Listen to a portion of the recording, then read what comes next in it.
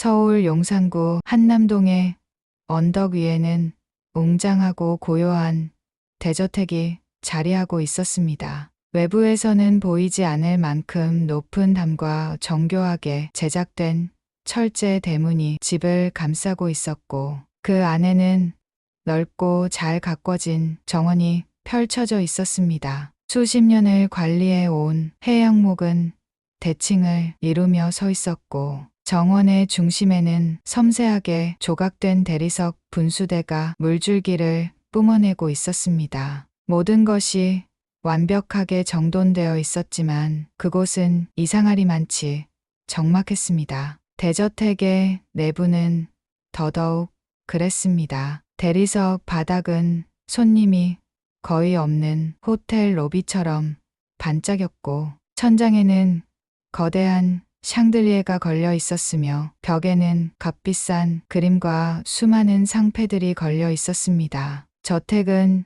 이정옥 회장의 성공을 상징하는 공간이었지만 동시에 텅 빈 공간이기도 했습니다. 이정옥은 거실 한쪽에 놓인 긴 식탁에 앉아 있었습니다. 그녀의 앞에는 정갈하게 차려진 아침 식사가 놓여 있었지만 젓가락은 손도 대지 않은 채 그대로였습니다. 그녀는 손에 따뜻한 차를 들고 있었지만 그 차가 식어가고 있는지도 모른 채 멍하니 정면 벽을 바라보고 있었습니다. 벽에는 그녀가 젊었을 때 찍은 사진이 걸려 있었습니다. 사진 속 그녀는 하얀 앞치마를 두르고 있었고 옆에는 어린 아들 민혁이 서 있었습니다. 국밥집을 운영하던 시절에 찍은 사진이었습니다. 사진 속에서 그녀는 웃고 있었고 아들은 그 곁에서 수줍은 듯 작은 미소를 짓고 있었습니다.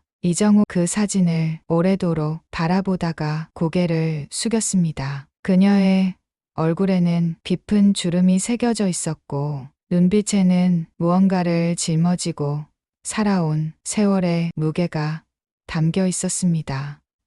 그녀는 작게 아들의 이름을 불렀습니다. 하지만 대답은 돌아오지 않았습니다. 아들은 이 집을 떠난 지 오래였고 그 이후로 소식조차 알 수 없었습니다. 그녀는 자신이 살아온 세월을 떠올리며 깊은 한숨을 내쉬었습니다. 이정옥은 가난한 어린 시절을 보냈습니다. 배고픔은 그녀의 삶에서 때려야 뗄 수 없는 부분이었고 그것은 결혼 후에도 달라지지 않았습니다. 그녀는 남편과 함께 작은 국밥집을 운영하며 겨우 생계를 이어갔습니다. 하지만 남편은 아들이 3살이 되던 해에 사고로 세상을 떠났고 그녀는 어린 아들과 함께 홀로 남겨졌습니다. 남편을 잃은 그날 이후 이정옥은 자신에게 이렇게 다짐했습니다. 내 아이만큼은 나처럼 살게 하지 않을 거야. 그녀는 낮에는 장사를 하고 밤에는 대산서를 붙들고 씨름하며 하루하루를 버텨냈습니다. 새벽부터 밤늦게까지 주방에서 국을 끓이고 손님들의 불만을 받아내며 가게를 운영했습니다. 그녀는 누구보다 성실했고 누구보다 치열하게 살았습니다. 그렇게 몇 년이 지나자 그녀의 가게는 점차 번창하기 시작했습니다. 손님이 늘어났고 가게는 2개, 3개로 늘어났습니다. 이후 그녀는 프랜차이즈 사업을 시작했습니다. 그녀가 만든 국밥집은 점차 전국으로 퍼져나갔고 티그룹이라는 이름으로 성장하면서 국내 최고의 요식업 대기업이 되었습니다. 모두가 그녀의 성공을 부러워했습니다. 가맹점 수천 개를 자랑하는 대기업의 회장, 한국을 넘어 해외로도 진출한 사업가, 그리고 자신이 이룬 모든 것을 자수성가로 이뤄낸 여성.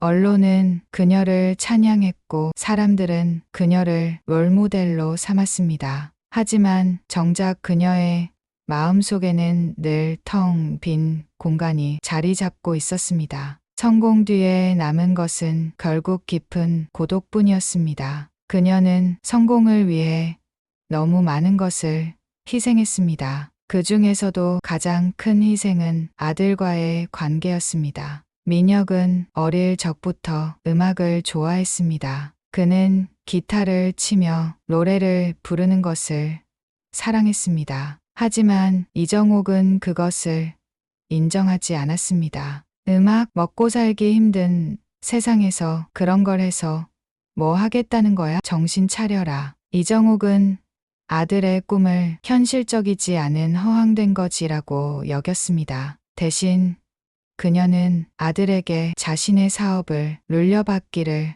강요했습니다. 사업은 점점 커지고 있었고 그녀는 아들이 자신의 뒤를 이어주길 바랐습니다. 하지만 민혁은 어머니의 기대를 따르지 않았습니다. 그는 점점 그녀와 대화조차 하지 않았고 결국 어린 아들을 데리고 집을 떠났습니다. 그 이후로 그는 한 번도 돌아오지 않았습니다. 그녀는 민혁의 생사조차 알지 못한 채 수십 년을 보냈습니다. 처음에는 아들이 돌아오기를 기다렸습니다. 하지만 시간이 지날수록 그녀는 그것이 불가능하다는 것을 깨달았습니다. 이제 와서 뭘 어쩌겠어. 다 지난 일인데. 그녀는 작게 혼잣말을 하며 고개를 저었습니다. 그녀의 곁에는 늘 직원들이 있었지만 그들은 그녀와의 정서적 거리를 유지했습니다. 이정옥은 그들에게 친절했지만 결코 가까워지지는 않았습니다. 그녀는 대저택에서 화려한 삶을 살고 있었지만 그 안에는 가족의 온기가 없었습니다. 그날 아침 그녀는 늘 하던 대로 회사 보고서를 읽고 있었지만 문득 생각이 멈췄습니다. 그녀는 자신이 만든 T그룹의 현재를 확인하기 위해 직접 행동에 나서기로 했습니다. 가맹점 서비스 상태를 확인해야겠어. 고객들이 뭐라 하는지 직접 봐야지. 그녀는 집사를 불러 근처 가맹점에서 우거지의 장국을 배달 주문하도록 지시했습니다. 그것은 그녀가 가맹점의 서비스 상태를 확인하는 가장 간단한 방법이었습니다. 내 이름이 걸린 가맹점이라면 음식이 어디서든 최고의 품질을 유지해야 해. 주문을 마친 뒤 그녀는 다시 거실 소파에 앉아 창밖을 바라보았습니다. 창밖에는 한강이 보였고 새들이 정원을 날아다니고 있었습니다. 모든 것이 평화로워 보였지만 그녀의 마음은 여전히 무거웠습니다. 미녀가 내가 어디 있든 잘 지내고 있겠지. 그녀는 작게 중얼거리며 고개를 숙였습니다. 몇 분 뒤 초인종 소리가 울렸습니다. 배달원이 도착한 것입니다. 그녀는 천천히 자리에서 일어나 현관 쪽으로 걸어갔습니다. 그냥 배달일 뿐인데 왜 이렇게 신경이 쓰이는 거야. 그녀는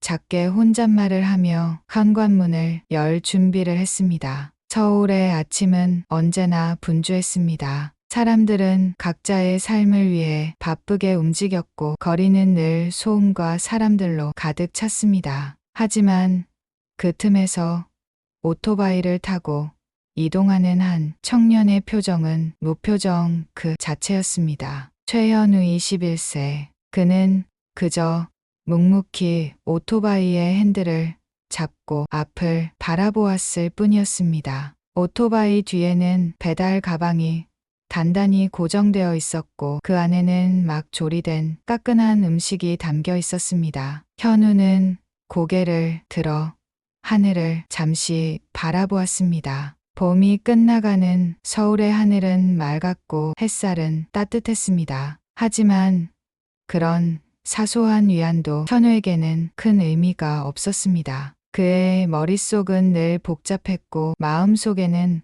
가끔 공허함이 밀려들었습니다. 아침부터 정신없네. 이젠 이런 게 익숙하긴 하지만 현우는 혼잣말을 내뱉고 다시 고개를 숙였습니다. 그는 오토바이를 잠시 멈추고 배달 앱을 확인했습니다. 화면에는 그날의 배달 요청 목록이 빼곡히 떠 있었습니다. 한남동, 또 저 동네야. 그는 한숨을 쉬며 다시 오토바이에 시동을 걸었습니다. 한남동은 서울에서도 가장 부유한 사람들이 사는 동네였습니다. 그곳으로 배달을 갈 때마다 그는 늘 묘한 감정에 휩싸이곤 했습니다. 낡은 헬멧을 쓰고 오토바이에 앉아 있는 자신과 높은 담장 안에서 살아가는 사람들 사이의 격차는 말로 표현하기 어려웠습니다.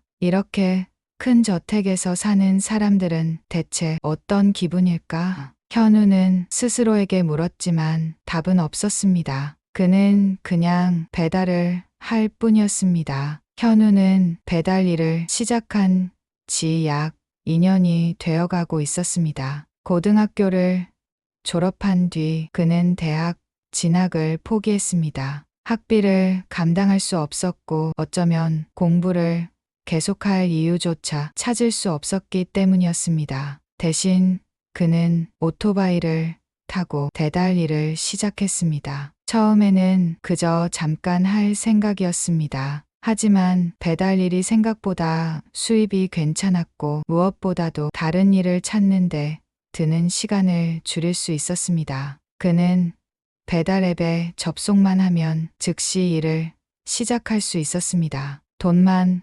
벌면 되는 거지. 다른 건 사치야. 그는 늘 이렇게 생각하며 하루하루를 버텼습니다. 하지만 그의 삶은 단순히 경제적인 어려움만 있었던 것은 아니었습니다. 현우에게는 가족이 없었습니다. 그는 아주 어렸을 때 아버지를 잃었고 어머니는 그 이후로 흔적도 없이 사라졌습니다. 어머니가 왜 떠났는지 어디로 갔는지 그건 나도 몰라. 현우는 스스로에게 이렇게 말하며 어릴 적 기억을 떠올렸습니다. 그의 기억 속에서 아버지는 따뜻하고 다정한 사람이었습니다. 아버지는 늘 기타를 치며 노래를 불러주었고 어린 현우는 그 목소리를 들으며 잠이 들곤 했습니다. 하지만 그 행복은 길지 않았습니다. 현우가 5살이 되던 해 아버지 최민혁은 갑작스럽게 세상을 떠났습니다. 사고였는지 병이었는지 현우는 정확히 알지 못했습니다. 그저 아버지가 떠난 뒤 어머니는 그와 함께 살다가 어느 날 홀연히 사라졌습니다. 아버지와 어머니가 떠난 뒤 현우는 고아원에서 자랐습니다. 그는 가족에 대한 기억을 거의 가지고 있지 않았습니다. 하지만 유일하게 남아있는 소중한 물건이 있었습니다. 그것은 아버지가 남긴 낡은 기타와 사진 한 장이었습니다. 사진 속에는 젊은 아버지 최민혁이 어린 현우를 안고 웃고 있었고 그 곁에는 나이가 들어 보이는 여성이 함께 서 있었습니다. 현우는 사진 속 여성이 자신의 할머니라는 것을 짐작했지만 그녀에 대해서는 아무것도 알지 못했습니다. 할머니라 대체 어떤 분이셨을까? 그는 가끔씩 사진을 보며 그렇게 생각했지만 그 이상으로 궁금해할 여유는 없었습니다. 그의 삶은 늘 분주했고 하루하루를 살아가는 것만으로도 벅찼기 때문이었습니다. 그날의 배달 요청은 다소 특이했습니다. 한남동의 대저택에서 배달 주문이 들어왔다는 사실이었습니다. 우거지의 장국 이런 데서 이런 걸 시키네. 현우는 배달 가방을 확인하며 혼잣말을 했습니다. 저택으로 배달을 가는 일은 가끔 있었지만 그럴 때마다 그는 묘한 긴장감을 느꼈습니다. 높은 담과 웅장한 대문 그리고 그 안에 있을 화려한 생활은 그와는 너무나도 동떨어진 세상이었기 때문입니다. 그는 오토바이를 타고 한남동 언덕길을 올라갔습니다. 길은 조용했고 차도 거의 없었습니다. 담장 안쪽으로는 넓은 정원이 보였고 저택은 그 정원 너머로 웅장하게 서 있었습니다. 진짜 크다 이런 데서 사는 사람들은 무슨 생각을 하고 살까? 현우는 오토바이를 세우고 헬멧을 벗었습니다. 그는 배달 가방을 들고 초인종 앞에 섰습니다. 초인종은 고급스럽게 디자인되어 있었고 그 옆에는 작은 카메라가 설치되어 있었습니다. 그는 잠시 망설이다가 초인종을 눌렀습니다. 띵동. 잠시 후 인터폰 화면에 중년의 남성이 나타났습니다. 그는 깔끔한 정장을 입고 있었고 표정은 차분했습니다. 배달 왔습니다. 현우는 화면을 보며 간단히 말했습니다. 남성은 그를 한번 살피더니 곧 대문을 열었습니다. 들어오세요. 현우는 대문이 열리자 안으로 들어갔습니다. 그는 대문 안쪽의 풍경에 잠시 놀랐습니다. 넓은 정원과 분수대 그리고 저택의 웅장한 외관은 그가 상상했던 것 이상이었습니다. 하지만 그는 감탄할 여유도 없이 발걸음을 재촉했습니다. 얼른 건네고 가야지.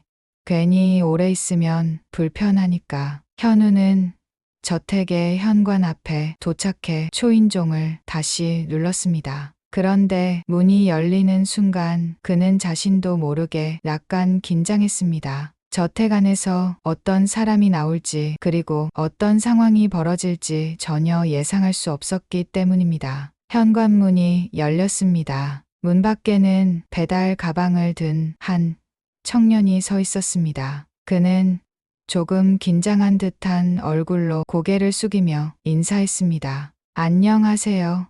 우거지의 장국 배달 왔습니다. 문을 연 이는 이정옥 회장의 집사 김 집사였습니다. 그는 30년 넘게 이 집에서 일하며 이정옥과 그녀의 가족을 가까이에서 지켜본 사람이었습니다. 김 집사는 말끔하게 정돈된 정장을 입고 차분한 얼굴로 청년을 바라보았습니다. 어서 오세요. 안쪽으로 들어오시죠. 음식 확인만 하고 가시면 됩니다. 청년은 고개를 끄덕이며 신발을 벗고 현관으로 들어섰습니다. 그는 처음 들어온 대저택 내부를 잠시 둘러보았습니다. 대리석 바닥은 반질반질하게 광이 나고 있었고 복도에는 고급스러운 조명이 은은히 빛나고 있었습니다. 곳곳에 놓인 비싼 가구들과 벽에 걸린 그림들은 이 집의 주인이 얼마나 성공한 사람인지를 보여주고 있었습니다. 청년은 속으로 감탄했지만 겉으로는 아무렇지 않은 척하며 배달 가방을 열었습니다. 그리고 휴대폰을 꺼내 김 집사에게 내밀었습니다. 여기 확인 부탁드립니다. 주문하신 내역입니다. 김 집사는 고개를 숙여 청년이 내민 휴대폰 화면을 확인하려다가 그만 화면에 떠 있는 배경화면을 보고 멈춰 섰습니다. 휴대폰 배경화면에는 한 장의 사진이 담겨 있었습니다. 사진 속에는 젊은 남자가 어린아이를 안고 환히 웃고 있었습니다. 그 남자는 기타를 들고 있었고 배경은 오래된 주택의 마당처럼 보였습니다. 사진은 다소 빛바랜 느낌이었지만 그 안에 담긴 얼굴들은 선명했습니다. 김 집사는 눈을 크게 뜨고 사진을 자세히 들여다보았습니다. 그는 그 사진 속 젊은 남자의 얼굴을 보는 순간 자신도 모르게 숨을 멈췄습니다. 저 얼굴 도련님, 민혁 도련님 아닌가? 30년 전 이 집을 떠난 이정옥 회장의 외아들 최민혁. 김 집사는 그 얼굴을 잊을 수 없었습니다. 그리고 지금 자신 앞에 서 있는 청년의 배경화면 속 남자는 바로 그 도련님과 똑같이 생긴 사람이었습니다. 저 잠시만요. 김 집사는 어색하게 말을 꺼냈습니다. 청년은 김 집사가 왜 이렇게 사진을 유심히 보는지 이해하지 못한 채 고개를 갸웃했습니다. 무슨 문제라도 있으신가요? 청년의 물음에 김 집사는 급히 고개를 저었습니다. 아닙니다. 확인했습니다. 음식은 이쪽에 주시면 됩니다. 청년은 약간 의아해했지만 김 집사가 매민 손에 음식을 건네주었습니다. 그리고 짧게 인사를 한 뒤 다시 헬멧을 쓰고 밖으로 나갔습니다. 김 집사는 현관문을 닫고 한동안 그 자리에 서 있었습니다. 그의 머릿속은 방금 본 사진과 청년의 얼굴로 가득 차 있었습니다. 저 사진 속 남자가 민혁 도련님이 맞다면 저 청년은 도련님의 아이일지도 모르겠군. 김 집사는 이 생각에 사로잡혀 서둘러 거실로 향했습니다. 거실에서는 이정옥 회장이 소파에 앉아 있었습니다. 그녀는 정면 벽에 걸린 한 장의 사진을 바라보고 있었습니다. 사진 속에는 젊은 시절의 그녀와 어린 민혁이 함께 서 있었습니다. 그녀의 눈빛은 깊은 회한에 젖어 있었습니다. 회장님, 김 집사가 조심스럽게 말을 걸었습니다. 이정욱 천천히 고개를 돌려 그를 바라보았습니다. 왜 그러는가? 김 집사는 잠시 망설이다가 입을 열었습니다. 방금 배달 온 청년의 휴대폰 배경화면을 보았습니다. 이정옥은 의아한 표정을 지었습니다. 그래서 그 사진 속 남자가 민혁 도련님과 똑같이 생겼습니다. 그리고 그 옆에 있던 어린아이는 그 청년과 닮았습니다. 그 말을 들은 이정옥의 얼굴이 굳어졌습니다. 그녀는 잠시 아무 말도 하지 않았습니다. 뭐라고 했나? 김 집사는 고개를 숙이며 말을 이었습니다. 제가 본 사진 속 남자는 분명히 민혁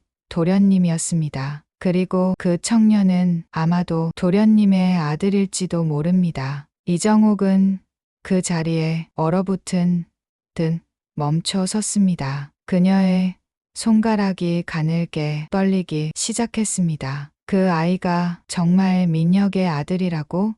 그럴 가능성이 높아 보입니다. 회장님. 이정옥은 한 손으로 소파의 팔걸이를 짚으며 천천히 일어섰습니다. 그녀의 시선은 여전히 벽에 걸린 민혁의 사진으로 향해 있었습니다. 그 청년 어디로 갔는가? 아직 멀리 가지 않았을 겁니다. 제가 곧장 불러오겠습니다. 김 집사는 이정옥의 지시에 따라 서둘러 현관으로 나갔습니다. 이정옥은 거실 한가운데에 서서 아무 말 없이 손을 꽉 쥐었습니다. 그녀의 마음은 복잡하고 어지러웠습니다. 만약 그 청년이 정말 민혁의 아들이라면 내가 어떻게 해야 하지? 그녀는 깊은 숨을 내쉬었지만 여전히 마음은 진정되지 않았습니다. 오랜 세월 동안 그녀는 민혁을 떠나보낸 아픔을 가슴속 깊이 묻어두고 살았습니다. 그런데 이제 민혁이 남겼을지 모를 손자가 그녀의 문 앞에 나타난 것입니다. 민혁아, 내가 남긴 아이가 정말로 날 찾아온 걸까?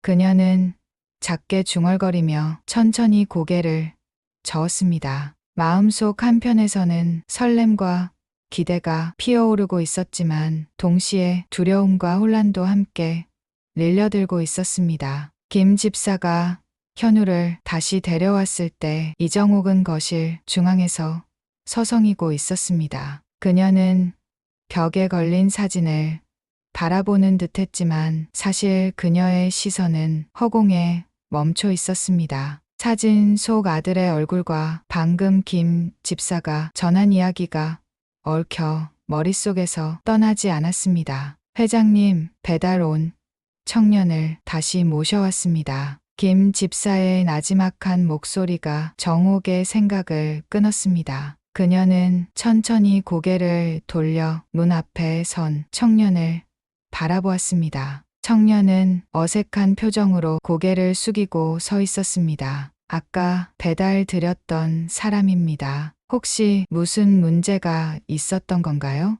현우는 조심스럽게 물었습니다. 자신이 배달한 음식에 문제가 있었던 건 아닌지 걱정이 되는 표정이었습니다. 하지만 정옥은 아무 말도 하지 않았습니다. 그녀는 그저 청년의 얼굴을 뚫어지게 바라보았습니다. 그 얼굴은 너무도 익숙했습니다. 젊은 시절의 민혁과 너무나 닮아 있었습니다. 눈매, 코, 입술선 모든 것이 그녀의 기억 속 아들의 얼굴을 떠올리게 했습니다. 그녀는 순간 입을 열었다 닫으며 말을 잇지 못했습니다. 이쪽으로 와서 앉으세요. 정옥은 떨리는 목소리로 말하며 소파를 가리켰습니다. 현우는 자신의 배달 일이 이렇게 길어질 줄은 몰랐는지 약간 당황한 듯 보였지만 그녀의 지시에 따라 거실의 소파에 앉았습니다. 정옥은 소파 맞은편에 앉아 현우를 뚫어지게 쳐다보았습니다. 그녀의 시선은 날카롭다기보다는 무언가를 간절히 확인하려는 듯한 느낌이었습니다. 이름이 뭐라고 했지? 최현우입니다. 현우 그래. 정옥은 작게 중얼거렸습니다. 그녀의 손은 무릎 위에서 가늘게 떨리고 있었습니다. 내가 몇 가지 물어봐도 되겠습니까? 네, 물론입니다. 아버지가 누구시죠? 아버지에 대해 아는 게 있나요? 현우는 그녀의 갑작스러운 질문에 잠시 멈칫했습니다. 그는 이 질문이 왜 나왔는지 이유는 알 수 없었지만 천천히 대답했습니다. 어릴 때 돌아가셨습니다. 제가 아주 어릴 때라 사실 아버지에 대해 아는 게 별로 없습니다. 정옥은 그의 대답에 눈을 끼며 조용히 고개를 끄덕였습니다. 그래요. 그럼 어머니는 아버지가 돌아가신 뒤 얼마 지나지 않아 사라지셨습니다. 어디로 가셨는지 몰라요. 그래서 저는 고아원에서 자랐습니다. 현우는 담담하게 말했지만 그의 목소리에는 어딘지 모르게 쓸쓸함이 배어 있었습니다. 정옥은 그의 이야기를 들으며 마음이 점점 더 무겁게 가라앉는 것을 느꼈습니다. 그녀는 민혁이 떠나던 날을 떠올렸습니다. 아들은 어린 아들을 품에 안고 그녀의 집을 떠났습니다. 그날 이후 아들의 소식은 완전히 끊겼고 그녀는 아들의 생사조차 알 수 없었습니다. 그럼 혹시 아버지에 관해 기억나는 건 없나요? 아주 작은 것이라도. 현우는 잠시 생각하더니 고개를 끄덕였습니다. 아버지가 음악을 좋아하셨다는 건 기억나요. 기타를 자주 치셨어요. 제가 가진 건 아버지가 남긴 기타와 사진 한 장이 전부입니다. 정옥은 그의 말을 듣는 순간 그녀의 머릿속에서 오래전 민혁이 남기고 간 편지의 내용이 떠올랐습니다. 민혁은 그 편지에서 자신의 아들, 곧 정옥의 손자가 있다는 사실을 짧게 언급했었습니다. 하지만 그 편지는 민혁이 떠난 직후의 혼란 속에서 묻혀버렸고 정옥은 오랜 세월 동안 그 내용을 잊고 있었습니다. 그녀는 천천히 자리에서 일어나 방으로 들어갔습니다. 방 안에 서랍장을 열고 오래된 상자를 꺼냈습니다. 상자 안에는 민혁과 관련된 물건들이 들어 있었습니다. 그 중에는 한 장의 사진이 있었습니다. 사진 속에는 젊은 민혁이 기타를 들고 있었고 그의 곁에는 어린아이가 서 있었습니다. 민혁의 얼굴은 환히 웃고 있었고 사진은 오래되었지만 선명했습니다. 정옥은 사진을 들고 거실로 돌아왔습니다. 그녀의 손은 사진을 꼭 잡고 있었고 표정은 침착하려 애썼지만 흔들리고 있었습니다. 이 사진 한번 봐줄 수 있겠습니까? 그녀는 사진을 현우에게 건넸습니다. 현우는 사진을 받아들고 자세히 들여다보았습니다. 그리고 눈이 점점 커지더니 놀란 표정을 지었습니다. 이 사진 제가 가진 사진과 똑같은데요. 현우는 사진을 내려다보며 말을 이었습니다. 아버지가 남긴 사진이 딱 이거였어요. 기타를 들고 제가 옆에 서 있었던 사진. 그의 말에 정옥은 더 이상 참지 못하고 손으로 입을 가렸습니다. 그녀의 눈에는 눈물이 고이기 시작했습니다. 사진 속 어린아이가 지금 자신의 앞에 앉아 있는 이 청년이라는 사실이 믿기지 않았습니다. 이 아이가 내 손자였구나. 정옥은 떨리는 손으로 사진을 꼭 쥐었습니다. 그녀의 눈에서 눈물이 흘러내렸습니다. 수십 년 동안 묻어두었던 감정이 한꺼번에 터져 나오는 듯 했습니다. 현우는 놀란 듯 그녀를 바라보았습니다. 그는 그 순간까지도 자신이 이 집과 무슨 관계가 있는지 정확히 이해하지 못했습니다. 손자요? 정옥은 눈물을 훔치며 고개를 끄덕였습니다. 내가 민혁이의 아들이고 내 손자다. 나는 내 할머니다. 현우는 아무 말도 하지 못한 채 그녀를 바라보았습니다. 그의 머릿속은 복잡했고 마음은 혼란스러웠습니다. 하지만 동시에 어딘가에서 따뜻한 감정이 솟아오르는 것을 느꼈습니다. 정옥은 손을 뻗어 현우의 손을 잡았습니다. 그녀의 손은 차가웠지만 그 안에는 오래된 그리움과 애정이 담겨 있었습니다. 내가 널 이제야 만나는구나. 정말 오래 걸렸다. 그녀는 조용히 속삭이며 흐르는 눈물을 멈추지 못했습니다. 이정옥은 거실 소파에 앉아 정면에 앉아 있는 현우를 바라보았습니다. 여전히 믿기지 않는 일이었습니다. 잃어버렸던 아들의 흔적이, 그것도 아들의 아들로서 바로 눈앞에 나타나다니. 그녀는 여전히 마음 한구석이 얼떨떨했지만 손자를 만났다는 기쁨은 그녀의 가슴을 따뜻하게 채우고 있었습니다. 현우는 정옥과의 대화를 통해 처음으로 자신의 가족과 연결된 듯한 느낌을 받았습니다. 그는 할머니라는 존재가 생소했지만 그녀의 진지한 표정과 떨리는 손길에서 자신을 향한 진심을 느낄 수 있었습니다. 정옥 손자와 대화를 이어가고 싶었습니다. 그동안 쌓아온 시간에 간극을 조금이라도 좁히고 싶었고 무엇보다 그가 어떤 삶을 살아왔는지 알고 싶었습니다. 현우야, 내가 그동안 어떻게 살아왔는지 더 듣고 싶구나. 배달 일을 한다고 했지? 현우는 고개를 끄덕이며 조금 어색하게 대답했습니다.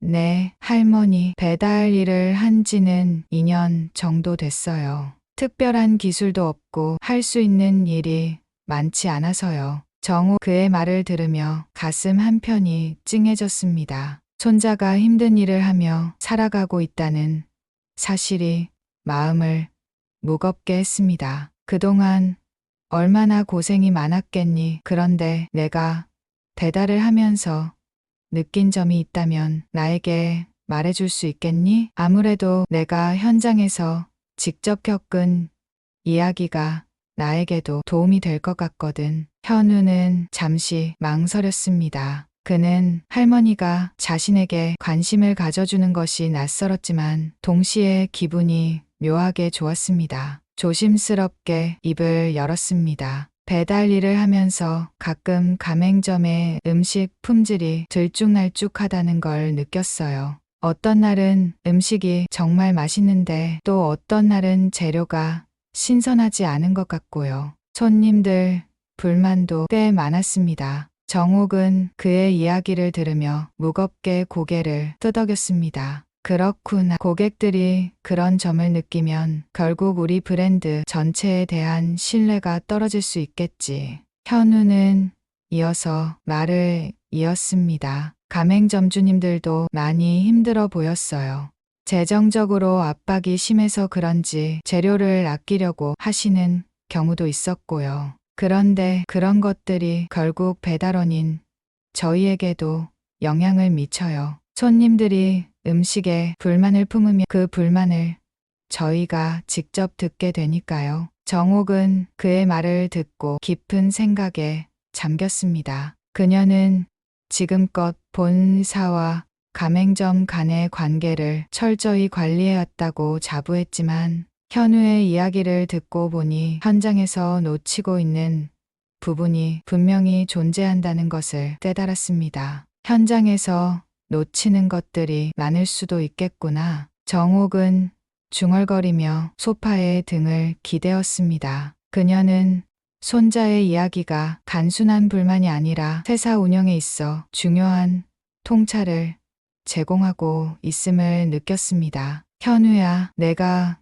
그 문제를 더 자세히 알아봐 줄 수 있겠니? 내가 직접 현장에서 느낀 걸 본사에서 반영할 수 있도록 도와줬으면 좋겠다. 현우는 예상치 못한 제안에 잠시 당황했습니다. 제가요? 할머니, 저는 그저 배달원일 뿐인데 그런 중요한 일을 제가 해도 될까요? 정옥은 고개를 저으며 단호하게 대답했습니다. 내가 배달원으로서 겪은 일이야말로 가장 현장에 가까운 이야기란다. 본사에 있는 사람들은 고객과 가맹점의 실제 상황을 뭐만큼 잘 알지 못해. 내가 직접 보고 느낀 것들을 알려주면 그것이 무엇보다 큰 도움이 될 거야. 현우는 그녀의 진지한 표정에 설득당한 듯 고개를 끄덕였습니다. 알겠습니다. 제가 할 수 있는 데까지 해볼게요. 정옥은 그의 대답에 안도의 한숨을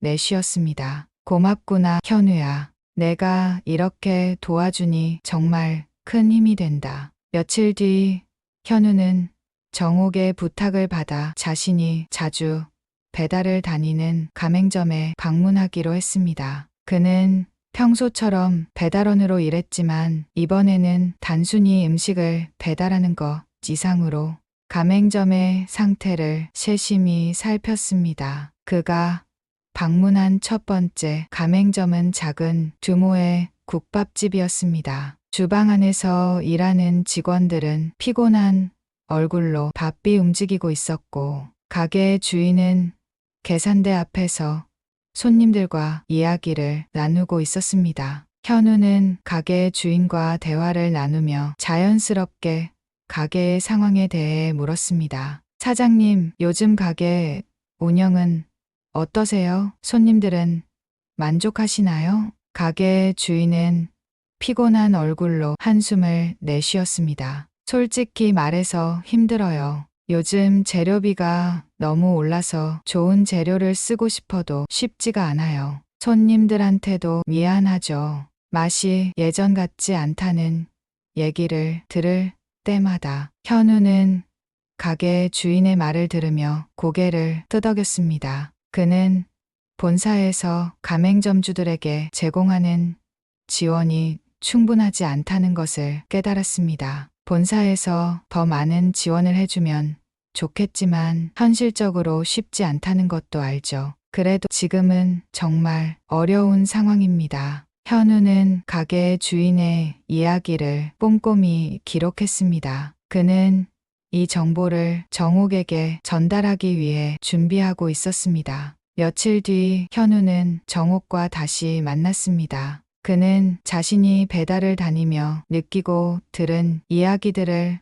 하나하나 정리해서 보고했습니다. 할머니, 가맹점주님들이 공통적으로 하시는 말씀은 재정적 지원이 부족하다는 거였어요. 특히 재료비 상승 때문에 부담이 크시다고 하셨어요. 손님들이 불만을 가지면 그게 바로 가맹점 매출에 영향을 미치고요. 정옥은 그의 보고를 들으며 고개를 끄덕였습니다. 그녀는 손자의 이야기를 듣고 난 뒤 자신이 본사의 입장에서만 문제를 바라보고 있었음을 깨달았습니다. 현우야, 내가 전해준 이야기는 정말 중요하다. 내가 본사에 이 내용을 전달해서 가맹점주들을 위한 새로운 지원 프로그램을 마련하도록 할게.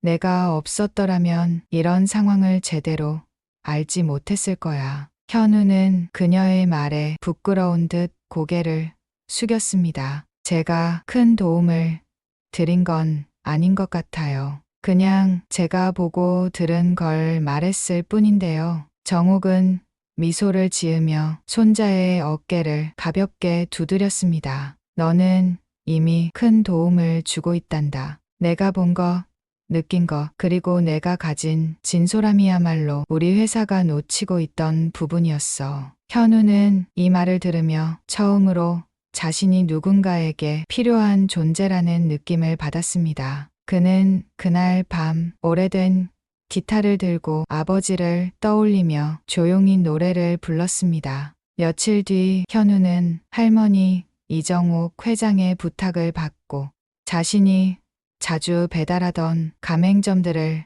다시 방문하기로 했습니다. 그는 단순히 배달을 다니는 일을 넘어서 가맹점주들이 겪고 있는 현실적인 어려움과 그 원인을 직접 듣고자 했습니다. 현우가 처음 찾은 곳은 작은 국밥집이었습니다. 그곳은 자신이 처음 배달 일을 시작했을 때부터 자주 오갔던 가게로 가맹점주인 김 사장과는 안면이 있는 사이였습니다. 현우가 가게에 들어서자 김 사장은 피곤한 얼굴로 그를 반겼습니다.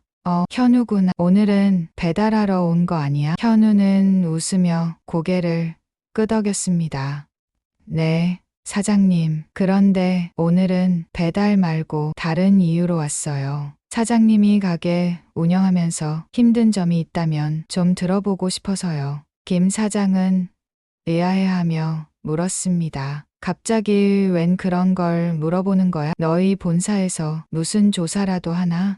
현우는 고개를 저으며 대답했습니다. 그런 건 아니고요. 제가 요즘 손님들 불만을 많이 듣다 보니까 가맹점 사장님들이 어떤 어려움을 겪는지 궁금했어요. 솔직히 말하자면 저희 할머니가 본사 회장이시거든요. 그래서 제가 직접 현장에서 사장님들 이야기를 들어보고 드리려고요. 김 사장은 놀란 듯 현우를 쳐다보았습니다. 네, 할머니가 그 T그룹 회장이란 말이야? 와, 몰랐네. 그래도 뭐 이렇게 직접 와서 물어봐 주는 건 고맙다. 김 사장은 잠시 생각에 잠기더니 천천히 입을 열었습니다. 사실 우리 같은 가맹점은 재정적으로 많이 힘들어. 본사에서 공급받는 재료비가 계속 오르는데 메뉴 가격은 올리기 어렵잖아. 손님들이 민감하니까. 그러다 보니 이익이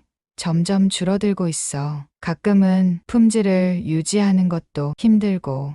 현우는 그의 이야기를 꼼꼼히 들으며 메모를 했습니다. 사장님, 그러면 본사와 소통은 잘 되고 있나요? 김 사장은 고개를 저으며 한숨을 내쉬었습니다. 솔직히 말해서 본사랑 소통은 거의 없어. 본사 직원들은 가끔 와서 점검만 하고 가는데 우리 입장에서는 그게 좀 답답해. 현장에서 우리가 무슨 어려움을 겪고 있는지 제대로 들어주는 사람이 없어 보이거든. 그냥 메뉴만 잘 팔리면 된다는 식이지. 현우는 김 사장의 이야기에 고개를 끄덕이며 공감했습니다. 그는 자신이 배달을 다니며 느낀 것들과 김 사장의 말이 일치한다는 것을 깨달았습니다. 알겠습니다. 사장님, 제가 이 내용을 잘 정리해서 본사에 전달하겠습니다. 혹시 더 말씀하고 싶은 게 있으시면 언제든 알려주세요. 김 사장은 고마운 듯 미소를 지었습니다. 현우야, 이렇게 와서 이야기 들어줘서 고맙다. 네, 할머니께 꼭 잘 전달해줘. 현우는 이후로도 여러 가맹점을 다니며 상황을 살폈습니다. 그는 각 가맹점의 사장들과 이야기를 나누며 공통적으로 나타나는 문제들을 정리했습니다. 첫째, 재료비 부담 증가로 인한 품질 저하. 둘째, 본사와의 소통 부족. 셋째, 가맹점주의 재정적 압박. 현우는 이 문제들이 가맹점주들에게 얼마나 큰 스트레스를 주고 있는지를 실감했습니다. 며칠 뒤 현우는 이 모든 내용을 정리해 정욱에게 보고했습니다. 이정욱은 현우의 이야기를 들으며 깊은 고민에 빠졌습니다. 현우야, 내 이야기를 들으니 정말 많은 걸 깨닫게 된다.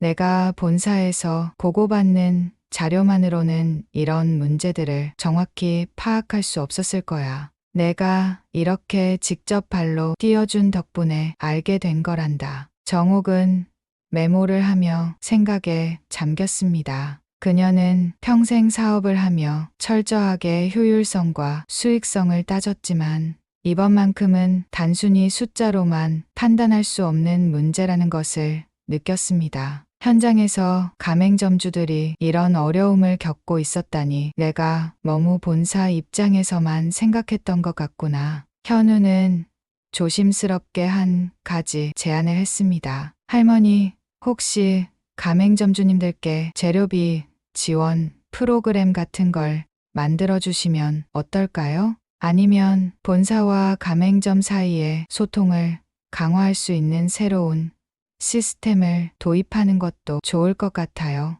정옥은 그의 제안을 듣고 고개를 끄덕였습니다. 좋은 생각이구나. 재료비 지원 프로그램은 당장 검토해 보도록 하마. 그리고 본사와 가맹점 간의 소통 문제를 해결할 담당팀을 새로 꾸리는 것도 생각해 보겠다. 내가 이렇게 구체적인 아이디어를 내주니 정말 고맙구나. 현우는 그녀의 말을 들으며 기분이 묘했습니다. 그는 처음에는 할머니가 단순히 냉정한 사업가일 것이라고 생각했지만 지금은 그녀가 사람들을 진심으로 위하려고 노력하는 모습이 보였습니다. 몇 주 후 정옥은 가맹점 지원 프로그램을 발표했습니다. 이 프로그램은 가맹점주들에게 재료비 일부를 지원해주는 제도로 재정적 부담을 줄이고 품질을 유지할 수 있도록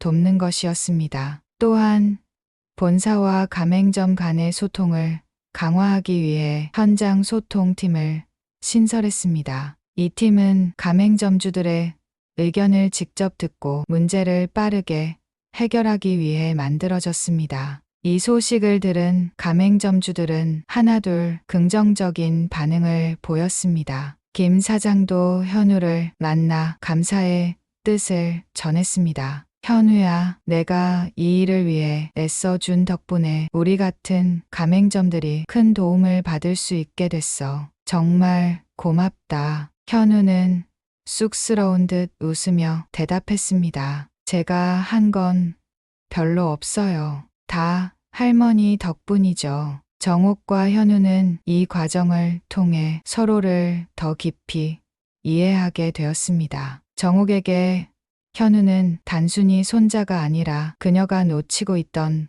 부분을 일깨워 준 소중한 존재가 되었습니다. 그리고 현우에게 정옥은 단순한 사업가가 아니라 사람들을 진심으로 생각하는 따뜻한 사람이었습니다. 정옥은 현우를 보며 조용히 생각했습니다. 현우야, 내가 내 곁에 있어줘서 정말 다행이다. 내가 나에게 새로운 시선을 열어줬구나. 현우 역시 속으로 다짐했습니다. 아버지가 남긴 기타만이 나에게 남은 유일한 연결고리라고 생각했는데 이제는 할머니와 함께 새로운 연결을 만들어 가야겠다. 그들은 서로를 바라보며 따뜻하게 미소 지었습니다. 이정옥은 거실 한가운데 서서 천천히 책장을 열었습니다. 그 안에는 먼지가 희미하게 쌓인 작은 상자가 놓여 있었습니다. 그녀는 익숙한 손길로 상자를 꺼내 들고 조심스럽게 열었습니다. 상자 안에는 오래된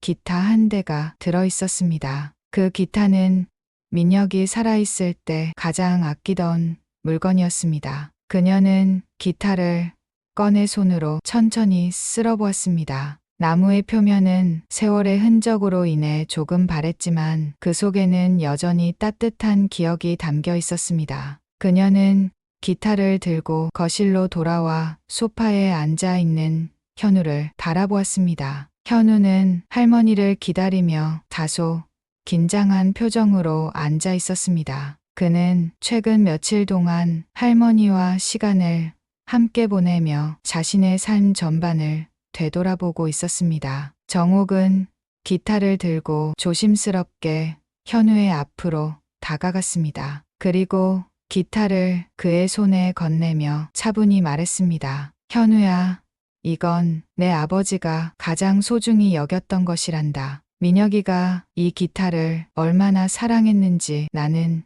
지금도 기억하고 있어. 그가 이 기타를 손에 들고 연주할 때마다 그의 얼굴은 늘 환하게 빛났단다. 현우는 기타를 받아들며 멍하니 그것을 바라보았습니다. 그는 기타의 표면을 손가락으로 천천히 쓰다듬으며 마음속에서 벅찬 감정이 차오르는 것을 느꼈습니다. 이 기타가 아버지의 것이었나요? 정옥은 고개를 끄덕였습니다. 그녀의 눈에는 깊은 그리움이 서려 있었습니다.